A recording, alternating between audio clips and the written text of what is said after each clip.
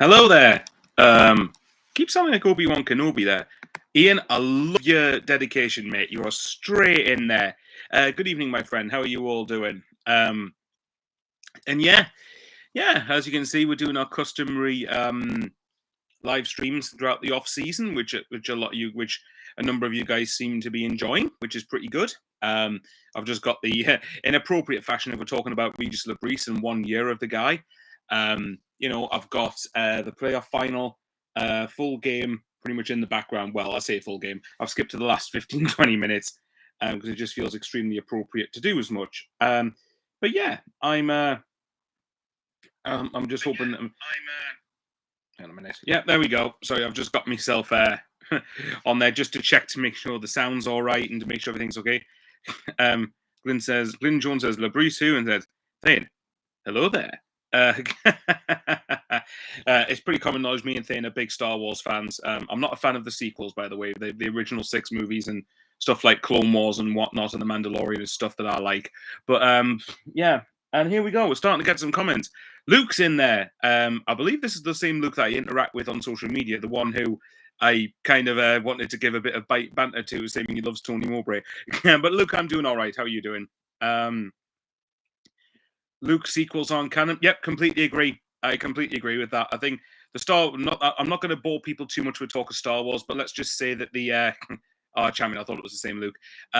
Let's just say that the sequels could have had great potential to be fantastic if they had actually had something called a plan for it. And say what you want about the prequels, for example, and particularly the first couple of movies, but George Lucas had a plan with those movies, and I will stubbornly defend Revenge of the Sith as one of the best Star Wars films of all time.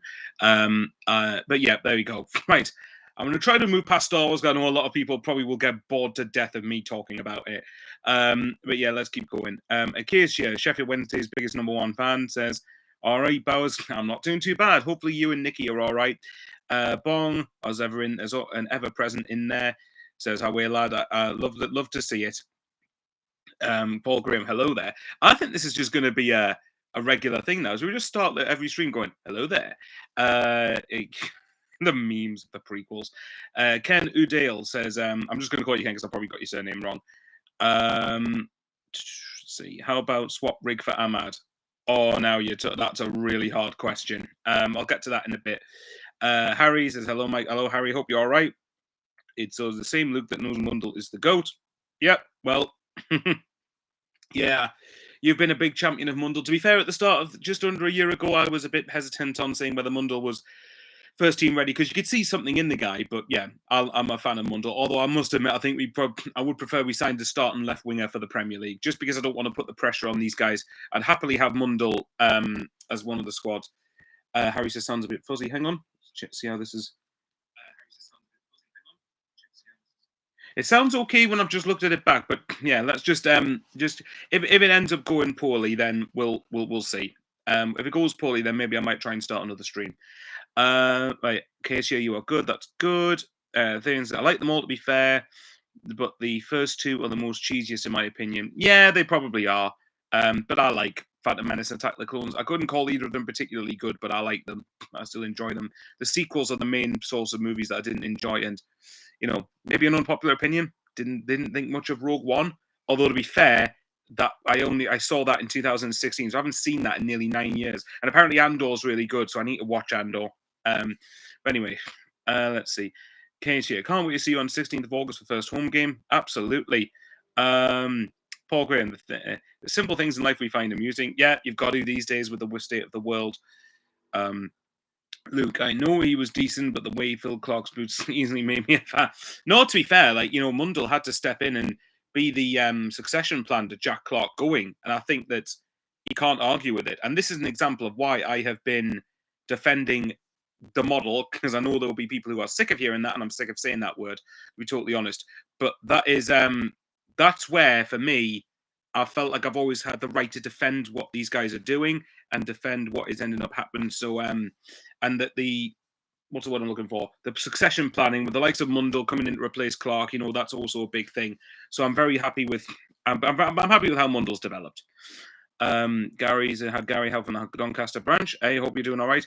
Mount says crackling Mike. Yeah, let me people tell me, am I sounding okay?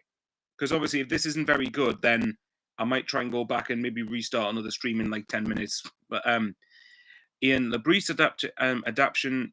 I'm assuming you mean adaptation from France to England is tremendous. Yep, absolutely. Ranks 39. And Michael, first time live watcher. Love the content. Thanks very much, buddy. Luke, best thing about Phantom Menace and Attack of the Clones are Maul and Dooku. Yep, I think I'd probably agree with that. Things there's a little crackle in the background. Hang on, let's try and turn this up a little bit.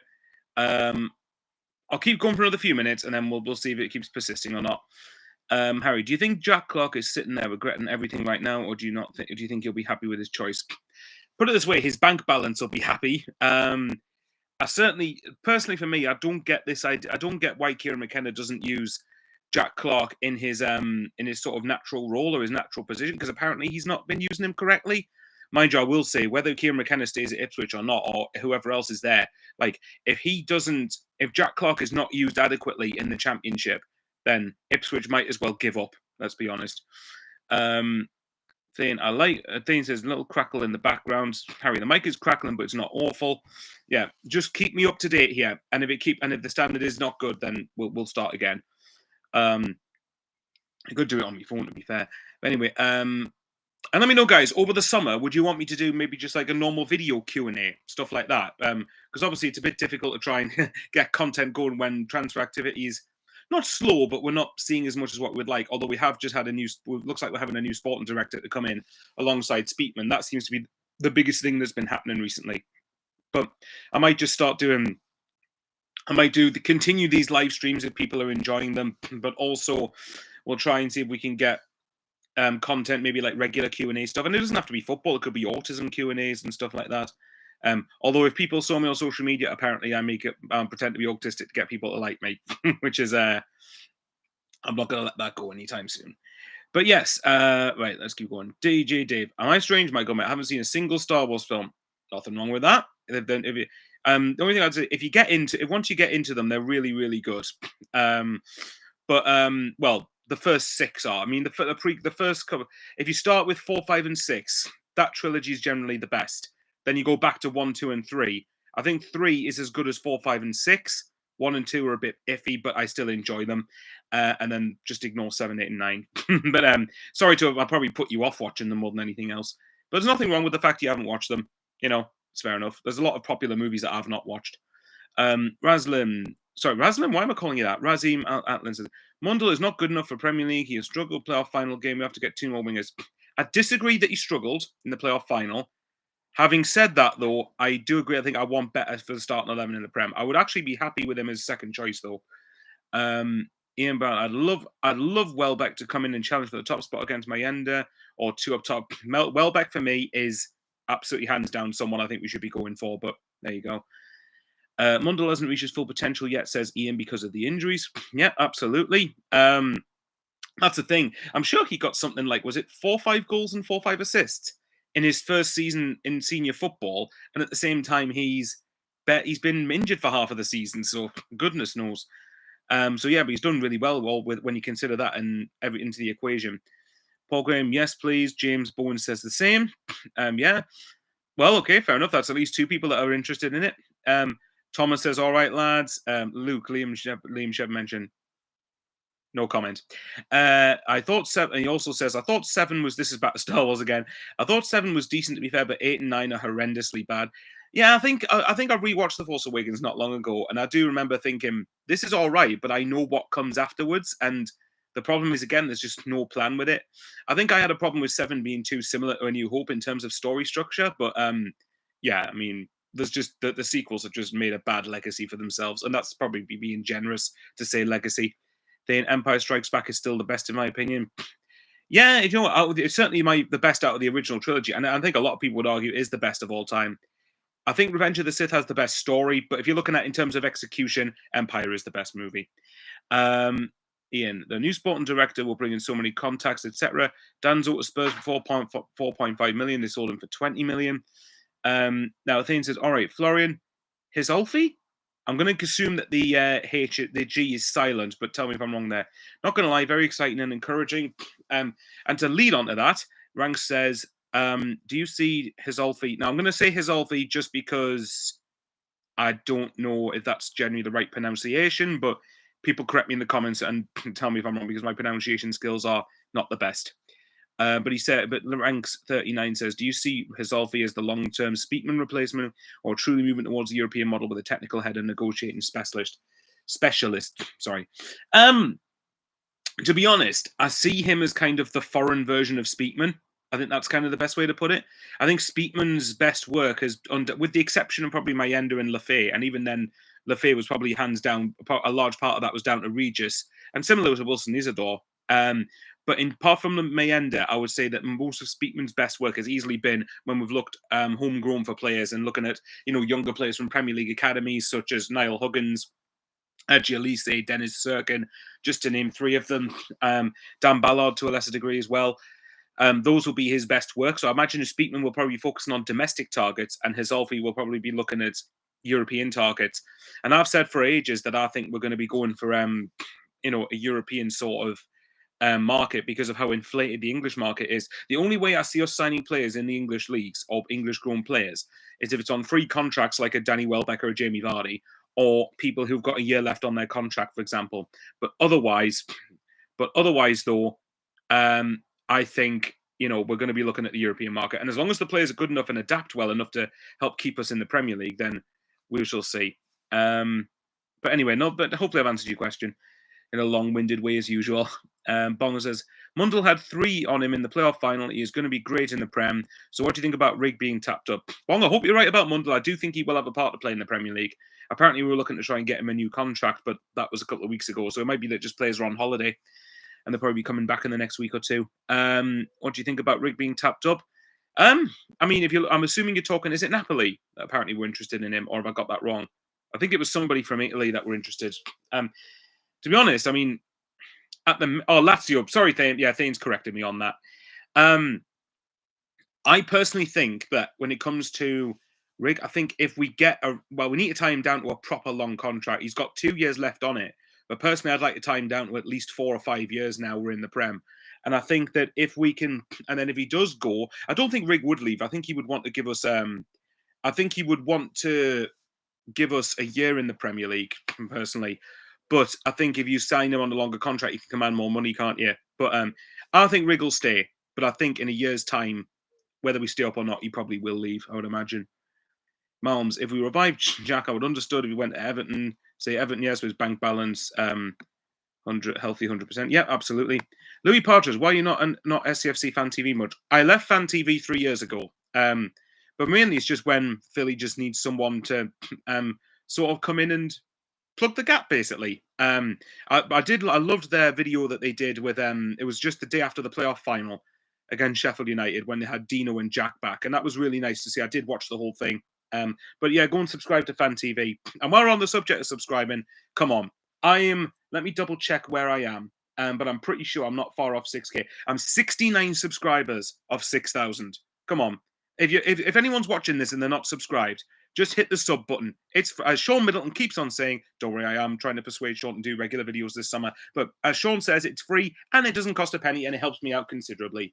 So let's get this on the way. And let's even get the likes up as well, because we've got 42 people watching this, and 43 now and 17 likes. Cheers, Jeff. Only one Michael Bowers. Yeah, Jeff's been a pretty big advocate for watching me, and it's really appreciated. Let's see. Let's try and quickly get through some of these. Paul Graham says, some people say certain players on Premier League will struggle. How do we know? Time will tell for all of them. I think for some of them, you can get a general feeling, like an Alan Brown, for example. I don't think will do it in the Premier League because he's 30 years old now, and he's been predominantly in the Championship or in the EFL with Preston before signing for Sunderland. So I think if he was Premier League ready, he would have probably been in the Prem by now. But with people like Mundle, I think there's no reason why he can't be at least a squad option in the Premier League. It just depends who we sign, really. But it's a fair point, Paul. Then Speakman will stay, but Hizol. Hang on, where was Bong to see? Hizol is typically now G Solfi. The GH is pronounced as a hard G. What? So Gisolfi. Is that right? Right. Well, I'll say Gisolfi then. So not Speakman will stay, but Gisolfi will be handling all the transfers. Okay, fair enough. They're not his biggest fan, but Speakman. Incorrect. You should be a massive fan of his. They knows me by now. But Speakman has done well, but we needed someone with more of a pedigree going forward in terms of signings. Yeah, I think that's fair. I think Speakman has done, in general, really, really well so far. But but anywhere where we can get an upgrade and anywhere we can help, because I think the next we had a 5-year plan from the first year that these guys were in the club, as in from the first full season, which was 2021-22, the year that Lord Voldemort and Nagini took us up. But that was the start of a 5-year plan to get us back to the Premier League, which we've obviously done in 4 years. Whereas now, I think a new 5-year plan would be to try and establish in the Premier League, which is arguably harder to do. So, yeah, that's the next bit. So anything that can help us, I'm all for it. James says, Ranks, I think you're right with European structure. Jeff, please don't follow the yellow short model. Old past it, players and loads of debt. I agree with you in general. The only thing I would say is it doesn't mean we can't go for free agents. There's a reason I said Danny Welbeck and Jamie Vardy. That neither of them are attached to a club at the moment. And as such, I think both would be worth going for. I think we could do with a bit of Premier League experience. And that's coming from me, by the way. Someone who I think the experience tag has been overused to excuse younger players in the last 18 months, particularly during the 23-24 season. But either way, though, I think as a free agents, I don't see any reason why we can't go for the likes of Welbeck or Vardy. Ian says, must tie Rig down to new contract 2030 at the very least. His value will only increase. I agree. At least till 2029, I think. But yeah, 2030 ideally, yeah, absolutely. Dane, nothing in it. Apparently Lazio were going to sign Job last summer and turned out to be correct, didn't it? Yeah. It also depends what sauce you read, isn't it? Whether it's, garlic mayonnaise, chili, ketchup, brown sauce, barbecue sauce, whichever sauce you end up reading or looking into. But yeah, I do get the point Dane's making. Jeff, carry on as they are doing. Yeah, in general, I agree. In terms of spending money, absolutely. Thanks. Given that we are a year on from RLB, obviously has been a revelation to us fans. But have you seen any one aspect or view that he's really improved on over the season? Now that's a very interesting one. One particular aspect. I would have said maybe possibly playoffs. Not playoffs. Substitutions in the playoffs. The subs thing's the one thing I think RLB needs to be better at. But in general, when you actually look at it, and we'll quickly talk about RLB for a few minutes, then I promise I will go back to the comments. But the only thing I would say is I do believe that with RLB, I think one of the best things about it is that he's managed to get Sunderland competing against Leeds, Burnley, Sheffield United for 2/3 of the season. I would even argue 3/4 of the season for an automatic promotion place. Bear in mind, all three of them, as I keep on saying, have parachute payments, whereas Sunderland, until now, don't have the sort of riches that Premier League teams or parachute teams are often exposed to. And that's not their fault that we didn't have them. It was our fault for being out of the Premier League for so long. But, the big thing for me, as far as I'm concerned, is that he had us competing until the back end of February without parachute money and got a lot out of the players. And then it was clear from pretty much 2 over 2 months left of the regular season to go that we weren't going to make automatics. So prioritized the playoffs and made sure that we were in good fettle for the playoffs. I would say probably the tactical side of things, you could say, is probably the one thing that he's improved on in terms of over the last year or so. But and I'm not saying he was never good tactically. Of course he was. But what I mean is, adapting to certain situations. Coventry away is probably a good example of that, where we tried to go a bit more toe-to-toe with Coventry in the game in March at the CBS, the game I was at, unfortunately. And we ended up losing 3-0. So what he does is he goes, right, let's have a solid defensive structure first, because we believe we're good enough, and then we'll hit Coventry on the break. And it worked. Just looking on here at the game I've got on the background, and Watson's just scored. I think that might be the match winner. I don't know yet. But yeah, no, it's a really good question. Anyone in the chat tell me, is there anything you... Okay, I'll tell you what, let's ask the guys in the chat, because this is meant to be a bit about RLB. Le Bris, what do you think, what's impressed you the most this season about him? Like I've said for me, I think if you judge the job he done over the course of the whole season now, and I think I said this a couple of weeks ago, for me it's a 10 out of 10 job now, because before the playoff final, I'd have said 8 out of 10.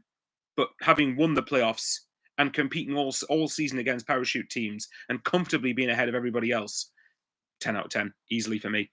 Let's have a look. SJ, then 1 year stints. Samad has left, hasn't he? Ian is a joke, SJ. Oh, yeah, sorry.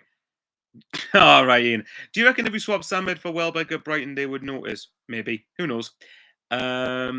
thing. Brown will leave near the end of the window, in my opinion. Yeah, I'd probably agree. I think that's got Preston signing him again on loan. I think that's got Preston all over it, or a mid-table sort of championship side, which is not a dig at Brown, by the way. He's been, I imagine his experience has been vital to helping him get promoted. But we're at the point now where we do need to be looking at better. Jim, I think Rig will sign a contract with a Job-type gentleman's agreement. That's fine, as long as the gentleman's agreement, doesn't pull Sunderland's pants down, as long as it actually also benefits us just as much as it will Rig. But I can see that happening. Bong says aye. Then Speakman should focus on the community and academy side of things. That'll be perfect for him because that's what he was mostly known for at Birmingham. I would add probably domestic transfers to that as well. I do think Speakman's very good at doing it. Well, to be fair, that's Stuart Harvey, I suppose. His bit would be sort of like the contracts, and I'm talking like contracts for what Speakman probably could focus on now is contracts for existing players such as Mayenda, Hume, Rig, Sirkin, Neil, players like that. Get them tied down to longer contracts. Casey, when does the new signings come into the club as nothing has been confirmed yet? Is it because we've got 3 months till September till transfer window is over for clubs to get players in? Casey, to be honest, I wouldn't be surprised if a lot of this isn't done until the start of July. And at the minute, I'm okay. At the minute, I'm all right. Maybe if we get to mid-July and we haven't signed anyone, then I'm like, can we get a move on, please? But I'm well aware that obviously it's a different ball game in terms of players we're going to be going for now. Doug, hey, Doug, how you doing? Lord Voldemort. Yeah, you know exactly who that is. SJ Speakman does deal with the academy. Yep, yeah, absolutely. Then I'd take Welbeck, but not Bardi because he's finished. Fair enough. Acacia, because we surely should be getting these players into the club before the start of the season in August. There is one thing I will say about Acacia, though, that not about Acacia, sorry, about the point Acacia's made, rather. I do think, given because this is the first time I've done a weekend live stream since the fixtures came out, and I personally feel like because of our fixture list, look, every Prem game is going to be very difficult. It's a step up. It's a considerable step up. But in Premier League terms, we've had as decent a fixture list or starting opening 4 or 5 games as what we could realistically hope for. And I think it's crucial if we can that we could get players in through the door to get them a bit bedded in before then. But I am well. And the thing is, we used to do our business a lot late in the Championship, but that was often because Premier League clubs did their business and then were letting fringe players go out on loan, for example, or sell them because that was the pecking order of the Championship. Whereas Sunderland are now in the Prem and we should be able to get our business done a bit earlier. But if waiting a bit later means the better players come in, then I'm happy to wait as long as it doesn't take the mick. Because surely, hang on. It's good. Yeah, let's have a look. James says, Daddy's in chop hands down. Then, yeah, I know that, but now with the director of football coming in, he can surely focus on those areas and less pressure as well. Oh, no, I agree with you, Thame. I don't think that's a bad thing, by the way. I think lessening the workload on people, all the better, as long as there's harmony there, which I'd like to think KLD would have looked at before getting Gizolfi. I'm going to still get that name wrong. I think we need someone like Phil Smith to, I need to have a look at his on the whistle again to see how he pronounced it. Acacia. It's crazy that it's 1 year since we've had Regis. Can't wait till many more years he's at the club. If we start winning with some games in the Premier League in August, September, yeah, we need to get off to a good start, don't we? But hopefully he's here for a long time, and then that means he's doing incredible. Razim says, I got to list get rid player out. Okay, let's have a look. Baveda, yep, I agree. Samed has gone back to Lens, I think. Anderson, absolutely. Mentete, yep. Pembele, yep. Adil Aushish. No, I like Adil Aushish, but under Regis, he's not going to play, so yeah. Rustian, yep. Bar, yep. Ekwa, yep. On loan, sealed. Alexic, Abdullahi, Semedo. Semedo's the only... Hamir's the only one I would say I would probably look to sell if we can, but I wouldn't complain with a loan for him. But the rest I agree with. With the rest of your loan options and choices, I agree. Jim, I think Le Bris contributed massively to Mayenda's development. Yeah, that's a huge one. I can't believe I forgot to mention that. We'll wait and see. Then, I've seen some rumours about us agreeing a fee with Kiev for Vanet, but not sure how true it is. But I can see it happening because we're the only club that have talked with him in the club. Rank says, I will say on RLB, especially after watching the YouTube till the end thing, the players love him and they're so tight-knit. I always remember one of the forums I looked at a year ago, not long after Le Bris had been appointed, and they'd said from contacts they had inside the club that the buzz the players had when Mowbray was there had come back with Le Bris. And I think once I heard that, I thought, do you know what? That probably means we're going to be in for a good season here. And like I've said, I always stood by that. I think our squad was much better than what the previous 16th place finish implied it was. So, and I think it's been proven by this last season, where obviously the likes of Isidore and Lefay signing, Metham signing, and then of course, Mayenda's development shooting through the roof, which is incredible. Mate Watson coming through as well, Mundle coming through. Yeah, it's incredible, really, when you actually really stop and think about everything that's happened. Ian, he allows the players to let their view be heard in the changing room instead of the manager dictating what happens. Yep, that's never a bad thing. Obviously, you've got to have a balance of you being the main figure and the main boss, but at the very least, you value people's opinions, and I think that's a good balance to have. Thomas, been very impressed with how Le Bris handled the pressure of the last few games in the season and stayed with his plan. Yep, he was certainly a lot calmer than I was, let's put it that way, but fair play to the guy. Fair play to the guy. Thane, even though it hasn't always been pretty to watch, Le Bris has shown he can be proactive when it comes to system and style of play. Still say his subs is his Achilles heel, but everything else is spot on. Yeah, I don't think I disagree with any of that, mate. Must have a juicy sell-on clause on Rig if we sell him like them. Yeah, I agree, says Ian. Bong, Le Bris got on board with KLD and Speakman's vision of making the playoffs as a priority, prevented injuries, rested Mundle and Ballard, sadly couldn't rest Neil and Rig, but the flick the switch works. Yes, I'm so glad that you said that, because I grew very, very, very tired of when people said you can't just flick a switch for the playoffs. And I said, excuse my language, bullshit. You can do it. And I always felt like if these players couldn't flick the switch and get more out of themselves for the playoffs, then they didn't deserve to be playing in those games. But yeah, no, I think it's been categorically proven now that you could do it. But I did get what people were I did get the point people were making. I just really disagreed with it. But yeah, absolutely, it worked. Then, that's fair. Homegrown young players for higher caliber foreign players will be for Gizolfi and Harvey. Yep, I totally agree with that, mate. Ian, I hope we don't leave the window too late when we end up overpaying for players in the last couple of hours. I don't think we'll be overpaying for anyone. Unless the only way I could see us maybe overpaying for anyone is if it for someone like, I don't know, Ahmad. And I'm not saying Ahmad's coming back, by the way, because that's not happening. But, it would have to be someone like him to get us to overpay. But again, bear in mind our PSR situation. We can't just go out and do that. Otherwise, it'll affect deals that we can do elsewhere. Then I would like to see us getting at least 2 or 3 in before pre-season starts. Feels like we say this every season, every year, doesn't it, Thane? But yeah, hopefully you're right. And then Paul's asking Thane about his channel. Have your videos on still? Wasn't sure if you have your page going. And then Thane says, no, that channel is gone now. DJ Dave said, the team spirit has to be high up there. Absolutely. James says, should we just call him Big G, the new fella? Yeah, why not? If you look at the final, Robert shouting, boss, boss, get involved with the celebrations, it shows true unity and solidarity. Yes, it did. It did. I watched that little clip. I think it was the how it started, how it's going thing. I know Robert's apparently is meant to be a bit of a teacher's pet thing, but that's not a bad thing. And it just shows how together everybody is. And I was really good to see that. And it just proved my point even more that when it came down to the previous season, when we ended up finishing 16th, it wasn't because our squad was poor that we finished that low. It's because the Michael Beale appointment was so divisive among the players, probably, that it ended up causing considerable damage that we couldn't recover from when Dodds was there. It just goes to prove how having a good head coach can also be a vital component in a team's success. Yorkshire Macam, hello Jacob. Hi Michael, mate. How's everything? Not doing too badly. Not doing too badly. Hello there, Edward Young. Hope you're doing okay, my friend. And if Le Bris wasn't here, Mayenda would have left on loan. Lefebvre wouldn't have been here, and we would have been relegated. I disagree heavily with that. I think what SJ says, I seriously doubt we would have been relegated. And I think even then, if we had been relegated with that squad, I think that would have been a big, big underachievement. But you know what? I mean, I suppose at the end of the day, it's one of those where if Yanti had balls, she'd be your uncle and stuff like that. But I do get the point. Look, I mean, there was definitely a lot of negativity going into last season, or at least not negativity, but at least apprehension.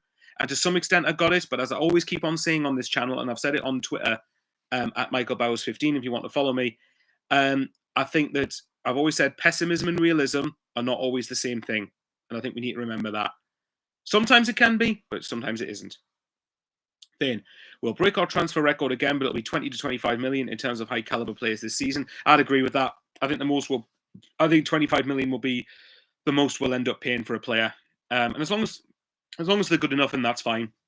No problem with that. And I think it'll be from abroad, as I've said. I think SJ's hinted at, so we won't be doing a last day Roy Keane situation, 8 players on deadline day. Hey, they can all be squad players on deadline day. That's fine.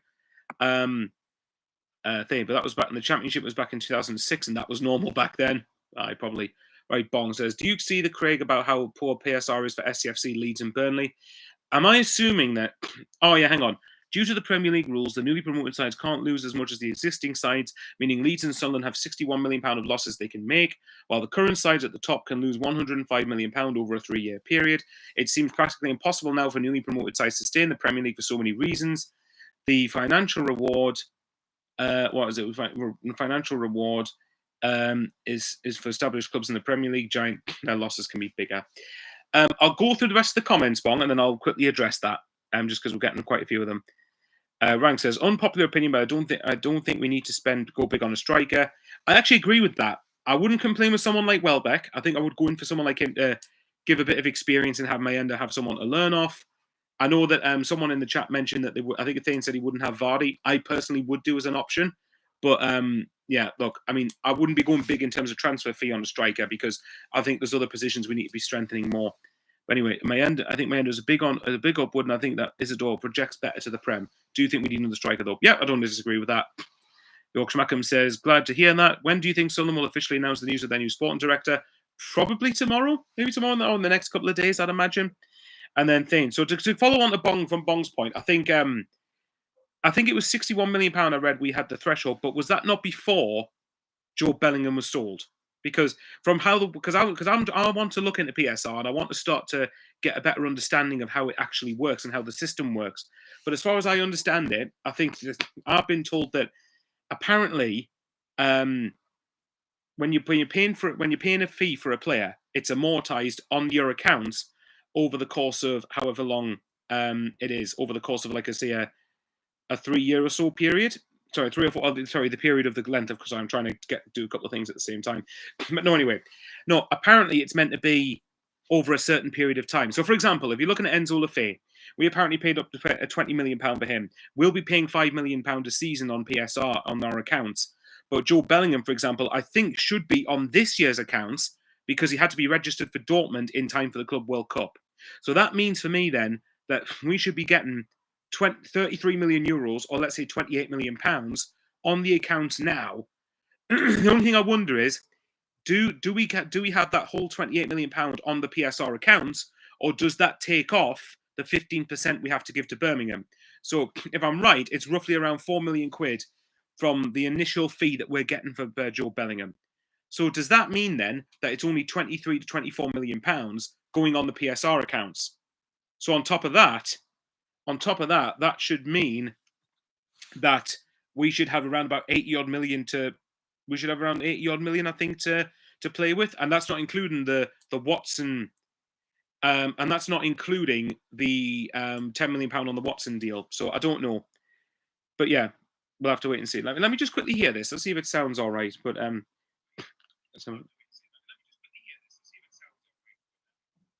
yeah, it seems to be okay. Yeah, I think. Well, I'll tell you what. We'll not go on for too much longer then, just in case. But hang on. Yeah, it seems to sound okay from the bits that I've heard. But yeah, we'll try and wrap things up a bit, because I don't want people to have to suffer through listening to me on a poor mic for so long.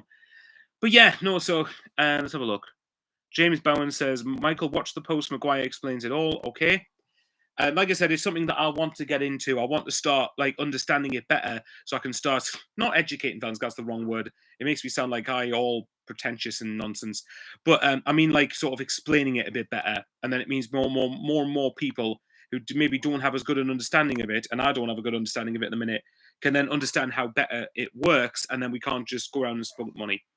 Right? Thing says, apparently we can spend 200 million if we want, but risk PSR problems, so it'll be more likely £100 million, which is completely fine and more reasonable. Sounds like only 100 million. Apparently, I think it was Michael Graham, Captain Fishpaste on Twitter, said something to the effect of we have the scope to invest in something like 6 or 7 Lefebvre level signings. I'm guessing that means that he is talking about net spend, so in terms of 6, 7, 20 million pound signings. But remember, any player we're going to sign is going to be amortized over the course of a long period of time with their contract. So we'll have to wait and see. Yorkshire Markham would love Welbeck back on Wearside. So, okay, fair enough. SJ, is your internet buffering every now and then again, or is it my side? Well, on my end, it's okay at the moment. But again, people tell me if it's wrong. Let's see. What was the other one? Billy G says, brilliant vlog. Hope you get the mic sound sorted. Yeah, that's weird, that, because it seems to be that we've been, I've been able to talk regularly enough on a live stream before. But yeah, maybe I might start doing it on my phone if it keeps on being a problem with the sound. Right, Bong says, Job and Watson make up what, £40 million? So to sell Rig, so let's say £30 million, we can spend the full whack of what the Prem gave us. I believe when it's academy players that are sold, it counts as clear profit. So what I mean is, if say for example Job, although we're obviously making a considerable profit on what we paid for him, it's not clear profit because we have to pay Birmingham a fee and we have to pay a sell-on clause. Whereas with the likes of Rig, and if say Rig was sold, and then obviously with Watson, we don't owe anyone anything because they've come through our academy, and therefore that's clear profit. I think I've tried to explain that. Then we've already made £35-40 million from Job and Watson. Others will be sold. We could have potentially made over £50 million in sales, which should counter potential losses. Well, this is another thing, because let's say Watson joins Brighton now. That should mean then that the fee we get up front, well, in the accounts anyway, the fee that is registered on the accounts should be this financial year. So every financial year is the 1st of July through to the end of the following June, 30th of June. So for this financial year, that financial year ends in 8 days' time. So it ends a week tomorrow. And then obviously 1st of July, which is a week on Tuesday, the next financial year starts. So on this year alone, we'll have made at least £15 million, rising to 20 on Jack Clark. Obviously, again, Tottenham get 25% of that. We've then made £10 million straight on Tommy Watson. So let's, for argument's sake, say 15 million for Jack Clark. Then another 10 for Tommy Watson. That's 25 million. And then you're talking, well, okay, as an initial fee, you're talking around £28 million for Joe Bellingham. So if the accounts don't take off the percentages you owe to other clubs as sell-on clauses, then we should have made 15, 25, £53 million, I think, which then should counteract, because it's over a 3-year period you're allowed to lose money. So as of right now, I think we lost 5 million in the last year of League One when Nagini took us up. Then in the first year in the Championship, it was something like £9 million. Then it was just over £8 million, I think, in the second Championship season.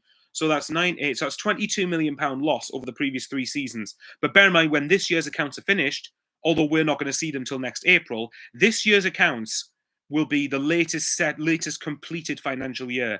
So that would mean then that the money we should be making from Bellingham and Watson, and in addition to Clark, even though we've obviously signed players as well, that all these sales should be counteracting those losses, and as such, we should be in profit then over the last 3 seasons, which in turn then gives us more money to spend in the Premier League. I hope that made sense to everyone. If it didn't, I apologise. Ranks says 61 million is losses, but we have a lot of revenues too. Ticket sales, player sales, TV money. That TV money will go up exponentially now we're in the Prem. The football finance experts said we could probably spend over £100 billion and be more than fine. I'm assuming you mean Kieran Maguire, in which case that is a good thing. So that's fair enough. James Bowen says, all right, hang on. And Bong says, yeah, 15% going to Birmingham. Ian Brown, 8 to 10 special tonight, Michael? Nah, probably not, mate. But I like the fact you want me to stay on that long. Let's see. James says, so we should make Bellingham, Watson, Clark then. Yeah. Yorkshire Mackham. Apparently, I've heard Echo will be going this summer. I've heard apparently that is a €6 million fee plus add-ons. So what's that in pounds? Like 4.7, 4.8 million? Something like that anyway. Maybe around 5 million. But obviously West Ham get, is it 25% I heard that they get? Even then, you're still making a profit on someone who I believe we didn't pay anything for Echo to start with anyway. Anyway, it's just another hour and a half to go. I like it. Let's see. David Harris. Premier League teams can lose £35 million a year, so the 17 teams can lose £105 million. Teams outside the Premier League can lose £13 million. So Leeds and Sunderland can lose £61 million, but Burnley can lose £83 million. I wonder how that works then. Or is that because they were in the Premier League the most recent before now of the 3 sides? Then 6 to 7 £20 million caliber players. Okay, fair enough. Bong says, let's go for Diallo. How way? Test menus resolved. If we can spend £100 million, I can't. Was it Kieran Maguire said? If we could spend £100 million, then why not? Let's try for it. Why not?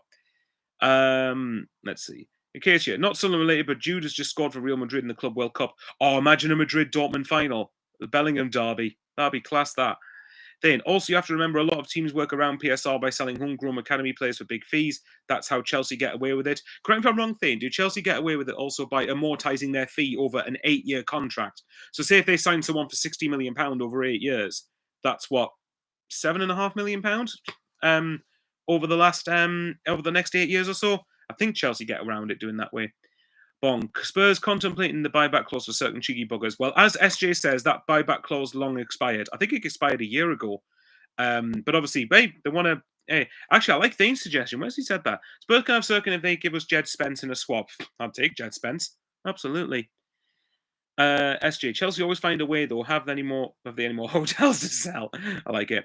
Jim, who's pleased will still jump ship for Lens and now one division below us.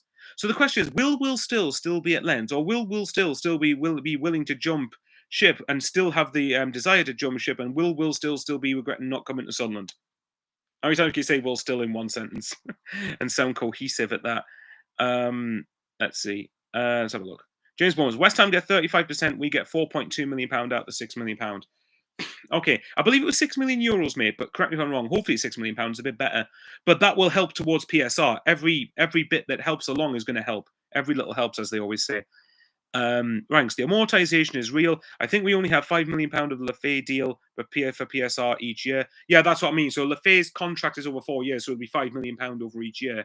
Whereas what we get for Clark, Bellingham, Watson, and even to, if you look at them three this financial year, then that all comes up front apparently on the accounts anyway. Ian, no manager could do what Regis has done this season. I wouldn't say no manager, but there wouldn't have been that many who could have competed with the parachute clubs and then get promoted. And I still stand by it. We deserve to get promoted over Sheffield United. Because I know people can say, oh, well, they finished 14 points ahead of us. Again, points gap heavily misleading. So, and as someone who watched Sheffield United a lot, their performances were bang average for a parachute team. But yeah, here's one then, guys. Do you think, because Scott Parker won Manager of the Season, and as someone who's, well, excuse my language, clean sheet wanker, as someone who is highly important on clean sheets, I think Scott Parker over the regular season deserved it. But I think there's a strong contender now that Regis Le Bris has done the best job because he's got a non-parachute team promoted. And you bear in mind, when you look at our results against the top three teams who finished above us over 7 games, including the playoff final, we only lost twice. We lost away at Leeds and Sheffield United, both late on, and neither of them we should have lost. So, we should have won at Burnley. We beat Burnley and Sheffield United at home and beat Sheffield United at Wembley. Actually, the more I think about it, yeah, probably Le Bris has done the best job. And it's the best example of why I'm not a fan of Manager of the Season awards or Player of the Season awards being done before the playoffs are completed, because that, for me, can distort. If, say, for example, Chris Wilder and Sheffield United won the playoffs, then I'd say Scott Parker deserves Manager of the Season. I think Liam Manning would be a good shout as well, mind. But yeah, no, Le Bris has certainly done excellently, Ian. I'm not going to deny that. Jim, Will Still is Southampton manager now. Tell you what, big pressure on him. Big pressure on him. But let's wait and see if he decides to jump ship when things don't go, the second things don't start going his way. And it's funny how he went to Lens over Sunderland because of European football. And if I'm right, they got knocked out in the conference qualifiers. Maybe just saying European football isn't everything. Then 4.2 million isn't bad for someone that needed to kick up the backside because he couldn't motivate himself. I like that. Le Bris deserves a mention considering what he was up against financially. Yep, I think that's a really good point. Yorkshire Mackham, if Jack Clark left Ipswich, which club do you think he would go to? I think someone like Southampton. I don't think Ipswich would sell to a promotion rival. They would view Southampton as a promotion rival, and I just don't see them selling them to someone who they believe is going to be in direct competition to them. Who knows? Maybe Sunderland.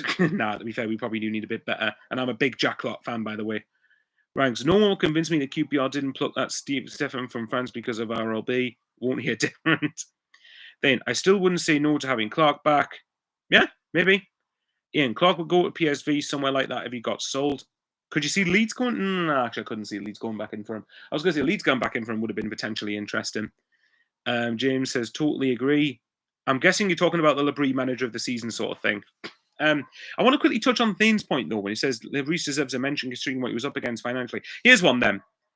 What would you say have been your top 3 managers of the Championship this season, or head coaches, if you like? What would you say have been the 3 that have done the overall best job? Because I'm very keen to see what different opinions there are going to be on that. So I'm just having a quick check to make sure this is still coming across okay. Yeah, it seems to be coming across all right.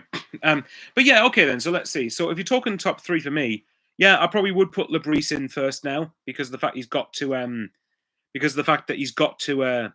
get the Premier League really in his first full season in English football when he's up against parachute payment giants, and not giants in terms of size of clubs, but financial giants. So I'd say Le Bris, I'd say Le Bris, I'd say Park. Actually, I'd agree with Ian in this order. I'd say Le Bris, then Parker, then Liam Manning. Le Bris and Parker are kind of like that for me because you can't ignore the records that Parker's broken with Burnley this season. But I think it's definitely up there. And a lot of people seem to be. Rank says the same thing. Le Bris, Manning, and Parker. That's fair enough. Yorkshire Mac. Imagine if Clark did a Judas and went to Norwich. Oh God, East Anglian derby would be good. That wouldn't it? But hey ho. No, I just think, but I suppose we want to look at it, guys. When we look at Regis Le Bris and we sort of rewind to a year ago when he was appointed, it's amazing how different the mood is then compared to now. And actually, I'd probably look to say compare us to say Middlesbrough, for example, because a year ago, if you said out of Middlesbrough and Sunderland, who's got the best sort of mood going into the new season when say 23-24 ended, it would have been Borough, hands down, because they ended the season with a bit of momentum, a bit of promise, and there was a bit more optimism for Borough the following season. Whereas if you then fast forward a year later, we know how big the challenge in the Prem's going to be, but the mood at Sunderland is considerably better at the minute than it is at Middlesbrough. And with Middlesbrough, the mood around the place is one of distinct pressure going into next season, and rightly so, for it looks like with Rob Edwards. So we'll wait and see. But yeah, Le Bris has done excellently to turn that round. And again, we keep forgetting that we had Jack Clark sold within the first 2 games. Well, sorry, the first 2 and a bit weeks of the regular season, because obviously Clark played the first 2 games. And remember, for Clark as well, I have a lot of respect for Jack Clark because he's been mentioned a few times in the comments. I think Clark I have a lot of respect for because he could have done a Johnny Rowe and he could have ruined his reputation with Sunderland fans. And actually, that he could have refused to play, knowing that he could have, but he played the 2 games against Cardiff and Sheff Wed, knowing that he would have got injured potentially, and it could have affected his move, but he still kept playing anyway, and fair enough. And that should be a given, but these days it's not a given, unfortunately. SJ, aren't Burnley losing players and having to sell because of PSR? Well, I know. Well, as Thanes just said, they lost Egan Riley on a free to Marseille and might have to sell Trafford. Yeah, I think that's yeah. I do fear for Burnley in some senses because I think there was a young keeper that looks like they're going to be getting that is highly rated, and I suspect that's not Jack Clark, James Trafford's replacement. I suspect James Trafford's off to Newcastle. I don't know why. I've just got a gut feeling that that's going to happen. I wouldn't be surprised if it was this keeper and maybe Nick Pope goes to Burnley. But at the same time, yeah, I think Egan Ryder losing on a free. I know we've lost Job, but the difference is we've lost Job for a considerable amount of money because they've lost for a considerable amount of money and will give us a lot more scope with PSR to replace him. And I'm pretty sure that Burnley's PSR position apparently isn't that good. I don't know where I've heard or read that somewhere, but I know I definitely remember hearing it. Borough will be boring to watch next season with Rob Edwards' style of play. Unpopular opinion, maybe. I think that's a pretty decent appointment for Borough. I personally think too many people are focusing just on the last 6 months that he had at Luton, when I think people have got to look at the job he did before then. Getting Luton to the Premier League for a start was a massive challenge. And then I know they obviously got relegated by a few points in the end, but they were the ones that were easily giving it the best go. Still, when nobody, and I don't think even the most diehard Luton fan ever would have expected Luton to stay in the Premier League. So, and bearing in mind, they don't have the financial. They at the time didn't have the financial resources that say Burnley or Sheffield United will have done, because I think because obviously a lot of their money's going towards their new stadium. So we'll wait and see. Let's have a look. We can all agree that Eddie says hope not. I'm assuming that means they're trying Trafford to the Mags. Can we all agree Burnley away game, second game of the season, has to be a must win? I'm thinking it probably has to be as well. Your mum's favourite. I love it, mate. I hope you're doing all right. Hope you're having a good summer, mate. Can't wait for the start of next season. Win, lose or draw, will be right behind the team. Absolutely, mate. Absolutely. SJ says, agrees with Thane, relegation rivals. Occasionally, I've seen on the second tier podcast that Carlton Morris is going to go to Derby from Luton. That's a really good signing for Derby, that. And it screams a John Eustace sort of signing all over. I really do rate that. I probably will be doing a championship predictions video in about a month or so. Well, probably right before the start of the season, guys, because I think I'm not going to do a Premier League one as much because I haven't watched enough of the Premier League over the last however many years to really know what I'm talking about as much. Not yet, anyway. And also, at the end of the day, I'm not bothering because a lot of people have predicted the promoted clubs to go straight back down anyway. So, but I will talk about something to do with Sunderland for the Premier League in the near future. But I think my predictions will mainly be about the championship, and I find it more interesting commenting on leagues where I'm going to be a neutral that we've at least known quite a bit over the last few years. Things says, don't get me wrong, he's a good manager, but not pretty to watch and very dirty, especially at Luton. See, I think with Rob Edwards, apparently his football, and I know it's a different level, but Forest Green, apparently his football was really, really good to watch. And I suspect it's him adapting to what he had to work with at Luton. So I could see the football still being pretty good under Rob Edwards. But the difference is Rob Edwards will be able to adapt in ways that Carrick wasn't able to. And that's why Carrick's out of a job now. But we'll see. I mean, either way, he knows that he's going to be under pressure for this, and he knows it has to work. So let's hope it does for his sake. Let's see, Ian. We haven't won a match with Job's not in it. It's a head scratching, and it is a head scratching statement. What's a head scratching statement? Unless it's something in the chat or something I've said. No, I agree with you. I do definitely think one big thing we have to do is we have to replace Job adequately. That's absolutely a non-negotiable. So I will say that. Eddie, it's too early in the season we must win, but would be good not to lose it. Yeah, at the very least at Burnley, we can't be getting beat. Ranks, if you have, Ian says at least 4 points for the first 3 games. Yeah, 4 or 5 points in the first 3 would do me nicely. Ideally, if you draw the 2 home games and beat Burnley, or win one of the 2 home games and get 4 points from the first 2 home games and then at least draw away at Burnley, then fair enough. Ranks, if you had to pick one, who do you think will be the next parachute club to fail and get back to the Prem and then languish in the Championship forever? 4 parachute clubs now in the Championship plus Birmingham money. Oh, that's a good shout. Who do I think is the... My gut says if I was going to pick one of them, it probably would be Leicester, only because of how bad their situation is with PSR off the pitch. And obviously there's a lot of discontent there at the moment. So I'd say Leicester because of this potential impending points deduction. Points deduction, yeah. Points. Eddie's agreeing with me. Yeah, points deducted. Yeah, I think it's Leicester's, and hopefully for the likes of say Ant and for Chester Leicester and Scott who comments on my videos. Hopefully for the sake of them, it's not the case. Jack at the final whistle, really good YouTuber for Leicester. Hopefully for them, it's not the case, but apparently their financial situation isn't very good. So if I had to pick ranks, I'd say it probably would be Leicester, really. But Sheffield, Sheffield United, for example, if they don't get promoted, then that'll be probably what it is. Because with Sheffield United, as you just said there, ranks, Sheffield United just have just one more year. Yeah, Sheffield United, I've said before, this coming season are in the same situation that Leeds were this year just finished. So I reckon, and by the way, unpopular opinion again, maybe it comes from my hatred of Chris Wilder, don't get me wrong. I don't think Ruben Sellers is a bad appointment for them, but we'll wait and see. If they can get some good defenders on board, they'll get at least playoffs, so they should. Let's see. Yorkshire Mackham. Coventry and Borough in the playoffs and Coventry win. That'll be interesting, wouldn't it? SJ, Ipswich and Southampton top 2. Right now, if Sheffield United gets a couple of good defenders, I'd say Ipswich and Sheffield United top 2. That's what I would probably be tempted to go with. But I could very well be wrong on that front. Thane, it's easy, Michael. We're going to win the league in the words of Philly, champions by Easter. Love the optimism. Since when's Thane optimistic? Who are you and what have you done with Thane? To be fair, and he also says, to be fair, Big Sam, I'm assuming you mean Big Sam, was known for poor football, but to be fair, we played some good stuff under him. Yeah, I thought we did. I really thought we did, to be fair. Kimberly, who has, for some reason, loves watching my videos, but I salute you, lass. Hi, Michael, how are you? I'm not doing too bad, Kim. Hopefully you're doing okay. Ian Brown says, Cov and Leicester in the playoff final. They have point deduction. Leicester and Cov lose 4 playoff years on the spin. Oh, imagine Coventry Leicester in the playoff final. Oh, Ant's going to absolutely... Oh, I'd love to see Ant's reaction to that. Then, Leicester are going to sack Van Nistelrooy soon. To be honest, that appointment was never going to work. Never looked interested, in my opinion. Well, apparently, I believe they're waiting until the start of July to do it, because then it goes on next year's accounts rather than this year's, given that they've already... sacked Cooper. Well, obviously they lost Maresca, but they got compensation for him. But they've already sacked Cooper and got Rude in. So yeah, Leicester seem to be a shambles at the minute. But if they get a competent head coach, which Sean Dyche has been the person who's been linked with it. Imagine Sean Dyche back in the Championship. Oh, that would be absolute carnage. That'd be absolute carnage.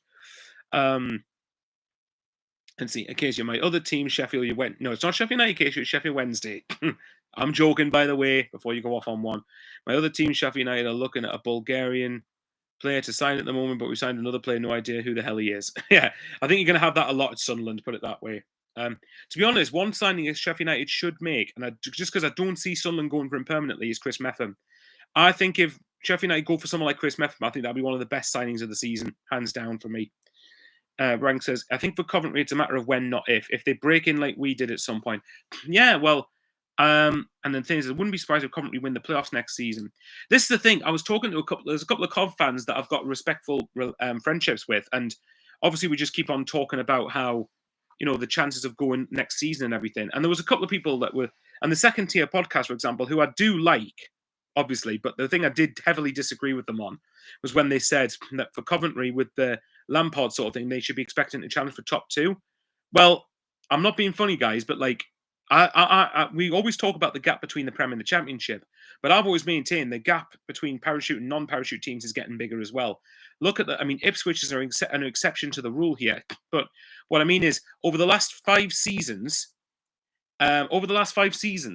quickly, Billy, yes, I would take Vardy for a season. No, but anyway, over the last 5 seasons, of the 15 teams that got promoted from the Championship to the Premier League, 10 of them have been parachute ones. And that, for me, says a big gap is starting to form even there. So your best chance if you're a non-parachute club is essentially winning the playoffs. Because for top 2, you have to be perfect every single game across the season, pretty much. Like, look at it look, Leicester, when they won the league, okay, Ipswich did brilliantly, but again, the exception for automatics rather than the rule. But if you look at, even Burnley got past 100 points, I believe, and then Sheffield United got well over 90 points. And then Leicester got 97 points the year they won the league. And then last season, Leeds and Burnley, in a league that I thought was going to be weaker, as it turns out, they both got 90. They both got 100 points.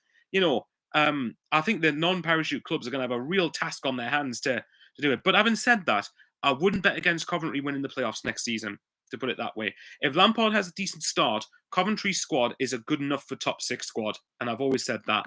So, yeah, I would not be surprised. Coventry will easily be in the playoffs unless something goes really tits up. Let's see. Ranks. It'll also be interesting to see if McKenna ends up at Brentford or somewhere else, possibly. Acacia, we haven't looked at any other of our players yet. Sheffield United for Ruben Sellers, our new manager. I'm hoping the boys play really well under him. When he was at Hull, they battered us 3-0 at our ground. Yes, I did see that. I think Sellers is a good appointment for Sheffield United, personally. But we'll see. And he says, Tom White reckons, got to try and say that quickly, we'll break our transfer again this record again this summer, according from how we're the pod. Thane, Acacia, what was your emotions like at Wembley watching your 2 favourite teams? To be fair to Acacia things, I did talk to her about this. She did want Sunderland to win. I will say that. Partly because I probably bullied her into saying it, but she did want Sunderland to win. She knows that she has a soft spot for Sheffield United, but she did want Sunderland to win the game. And you can tell by the sort of social media that she was really wanting Sunderland to win. SJ, if not more non-parachute teams start getting promoted over the ones coming down, it'll just make the Championship more competitive, but it'll make the Prem even more of a closed shop, in my opinion. Yeah, no, I get that. I absolutely get that. Well, hopefully Leeds and Burnley go down this season and Sunderland stay up ahead of, I don't know, Wolves, Brentford, West Ham, someone like that. Then if we sign Vanet from Kiev, that'll be £21 million, so he would be our new record signing. Imagine Sunderland be going, well, that's our record signing done then. Acacia, I can't see my other team, Sheffield United, getting Chris Metham. To be fair, as he will want to stay in the Premier League with Bournemouth, as they haven't decided what to do with Metham yet. Calling it now, Metham will not stay at Bournemouth. I think he'll leave. Not based on anything I've heard. I'm not that in the know, don't get me wrong. But I've got a very strong suspicion that Metham will end up leaving Bournemouth. Let's see. Then, unless we sign Radoni and spoil the party. Oh, God. To be fair, right, I understand why a lot of Sunderland fans don't like Coventry, and I understand this a certain age generation don't like Coventry. I'm not bothered by them personally, but I must admit, signing Radoni after all the Radoni-Bellingham crap that's been going on, that would be really funny. I'm really not going to lie. That would be hilarious. And I'll just get me that light on and get a bit of light. There we go. Because I've just noticed on my phone when I've been doing it, it's getting a little bit dark. That sounds very sinister. Acacia, Bournemouth need to hurry up with Metham see if he comes back to us at Sunderland. I think depending on the fee, I could see Metham coming back, but if it's any more than say £4 or £5 million, I don't see him coming here. SJ, we can use Radoni as a bench warmer. That would hack them off. Yeah, it would.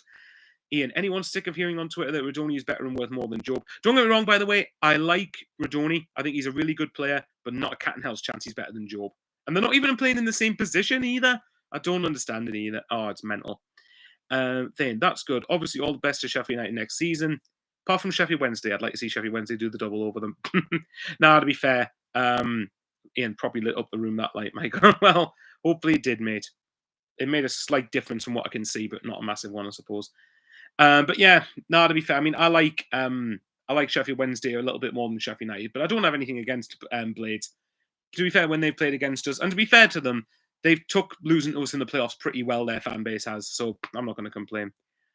Then it was unbelievable and weird for me watching both my teams against each other once again. I can imagine it would have been. Yorkshire Mackham and Tottenham are interested in Antoine Semenyo from Bournemouth. Ranks hell, I'd like the three of us promoted teams to stay up. Yeah, it'd be nice to see. It's going to be a massive task, though.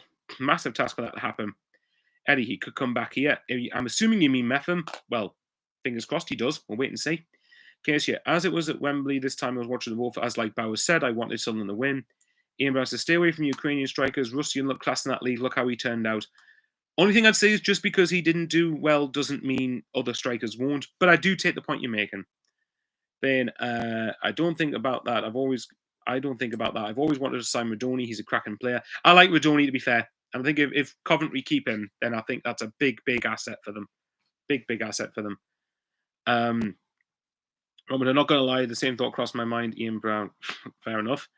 Billy G. West Ham, Burnley and Wolves, my bottom three. Wow. Wow, so you got us and Leeds to stay up. That's interesting, to be fair. But hey, hopefully you're right. Then, Rustin was more experienced and playing for a poor team. Vanet plays for the biggest Ukrainian club and got 21 goal contributions last season, helping them win the league. Oh, Eddie's talking about Methven, fair enough. Casey, thank you, Thane lad. Hopefully we'll do well in the championship again for us at Sheffield United. I'll be keeping an eye on the boys on TV. Thane, if we sign Caleta Carr from Leon, then I can't see Methven returning, unfortunately. And absolutely a case, yeah. Yeah, no, the championship's certainly going to be interesting next season. And I think from Sheffield United's point of view, I think if they don't get promoted, then they could be not screwed, obviously, like going bust or anything like that, but they could be stuck in the championship for a while. And yeah, I've said before, for me, I think Wilder going is a good decision because I think Wilder in the end has been proven that if he doesn't beat the teams sort of near the top of the division, and if you're wanting to get in the top two in particular, you need to get a decent record against teams at the top. If you want to look at Burnley as a good example, okay, Burnley lost at Sunderland, fair enough, but out of the top four when Burnley were playing, Sunderland away is the only game they've lost this season in the top four. They drew at home to Sunderland. Granted, they should have lost, but Trafford got them a point. They took 4 points off Leeds and did the double over Sheffield United. That's just an example of something that Sheffield United need to do if they want to have a chance of getting promoted next season. But we'll wait and see. Ian, Spurs won kudos, so that would be good for us first game of the season. But they do still have Bowen. Yeah, Bowen's obviously a really good player. Eddie, the last time STFC were on the crest wave of positivity like this was under Allardyce, that somebody kept us up. This feels like dawn of a new era and hope it comes to fruition, even if our success isn't linear. Well, hopefully it doesn't end. What happens doesn't happen like it did in 2016, whereas one of the worst seasons I think Sunderland fans can remember. So hopefully it's remembered. The next season's remembered in a good way, that we end up finishing 17th or above. Thing, to be honest, I'll only end up watching the playoff final in the championship. Now we're back where we belong. I'll just be focusing on Sunderland and Sassuolo in the Serie A. Don't ask why. I will not then. No, to be fair, I will still be watching the championship because I'll be doing the championship review shows with, potentially Carl, possibly Ant, but Annie in particular, Curtis maybe. All the guys I've been doing championship review stuff with across the season. I still enjoy doing it and I love watching the championship. So I will still probably be watching the championship. Well, okay, Thane, put it this way. Will you be watching the first weekend of the championship? Because that starts a week before we begin. SJ, even Speakman said it possibly won't be linear. No, it possibly won't be. Well, this is the thing. If you take being in the Premier League in 2 seasons' time, it either means we've stayed up 2 years in a row, or we go down and bounce straight back up. I would say that I think if we do go down this coming season, I do believe that we should have a big, big scope to bounce straight back up. Because I trust our recruitment team and I trust what we will be ending up doing. And I think we'll attract players that are going to be higher caliber than a lot of other clubs are going to be able to get. And that's another thing. That's what gives me maybe a slight bit more hope this coming season. And it might not be enough to stay up even. But I would say that we've probably got slightly more hope than the likes of Leicester, Ipswich and Southampton, because I think we'll attract better players. And remember, all those 3 teams had turbulent summers. Well, maybe not Ipswich, but Southampton had a manager who wouldn't adapt and Leicester had a turbulent summer. So we'll wait and see. Eddie, yeah, of course we'll be watching the Championship. Ian says, imagine being in the shitty second English league. Do you want to try being in League One instead?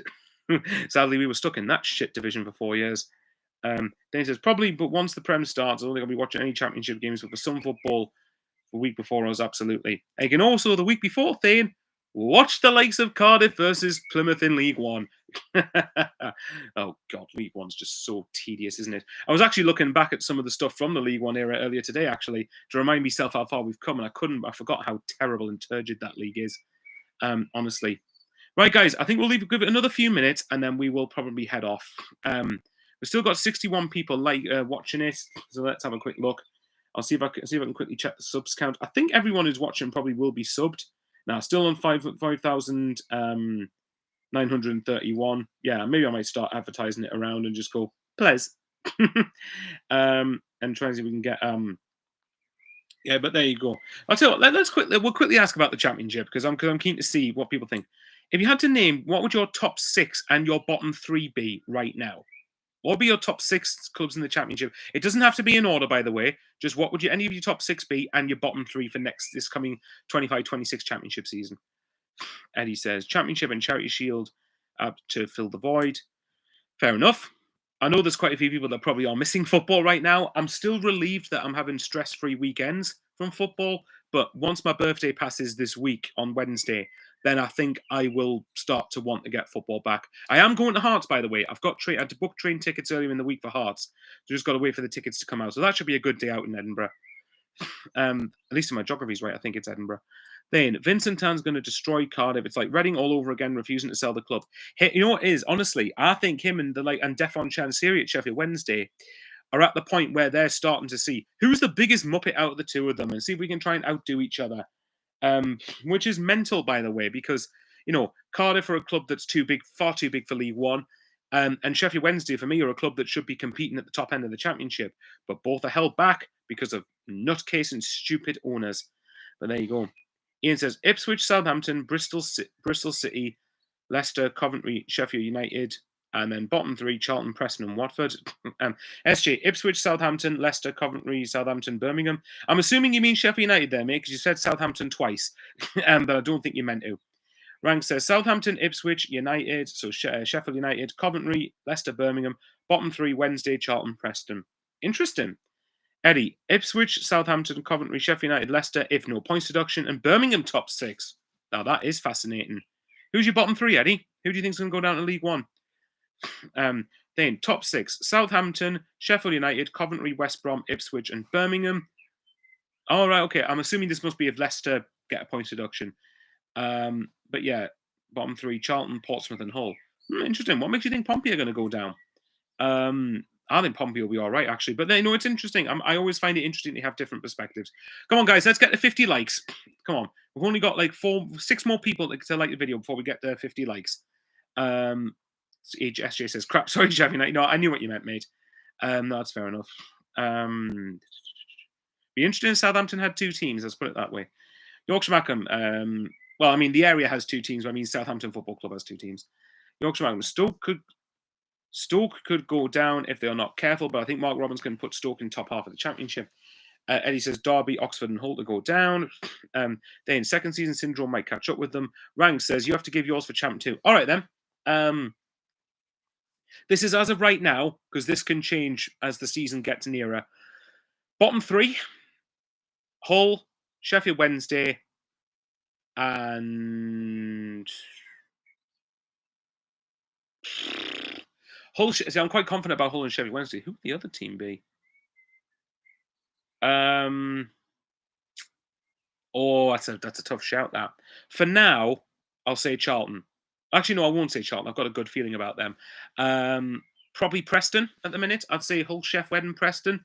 So we've got 2 Yorkshire teams and a Lancashire team, if I'm right, going down. And then the top 6 for me, I've got 5 of them already sorted. I would say Ipswich, Sheffield United, Southampton, Leicester, because even if they get a points deduction, I still think they'll have enough to get playoffs. Coventry.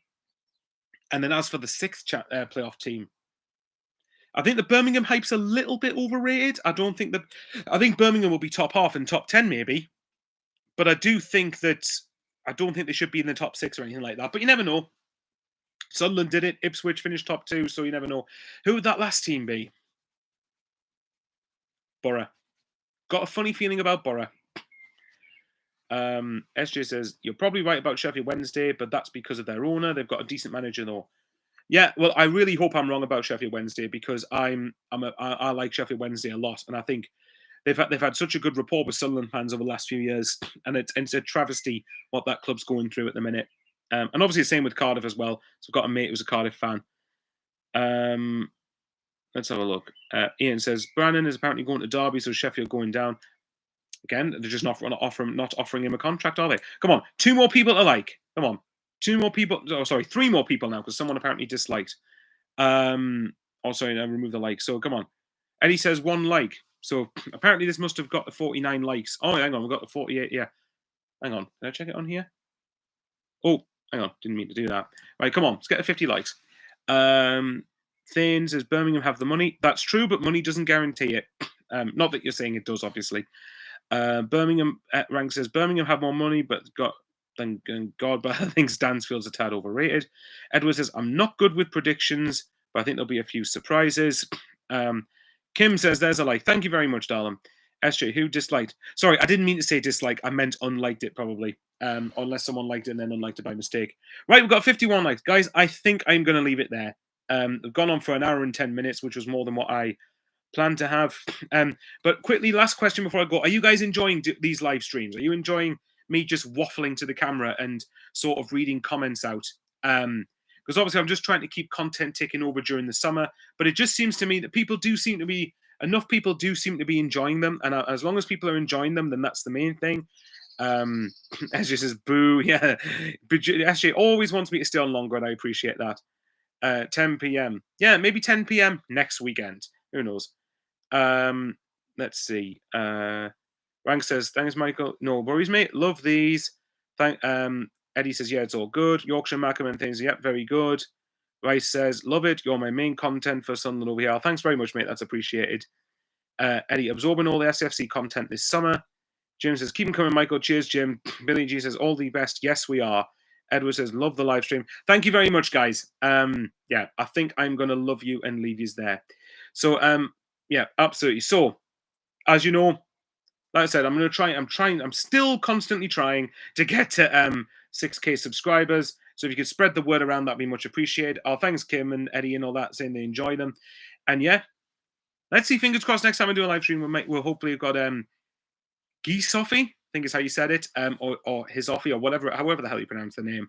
Hopefully we've got him through the door, and we're getting some concrete links to signings, and we're going to start to get them pretty much through the door. But and Paul Graham says, yeah, love these. Hope you're doing okay, Paul. And yeah, stay safe, guys. And as always, how are the lads?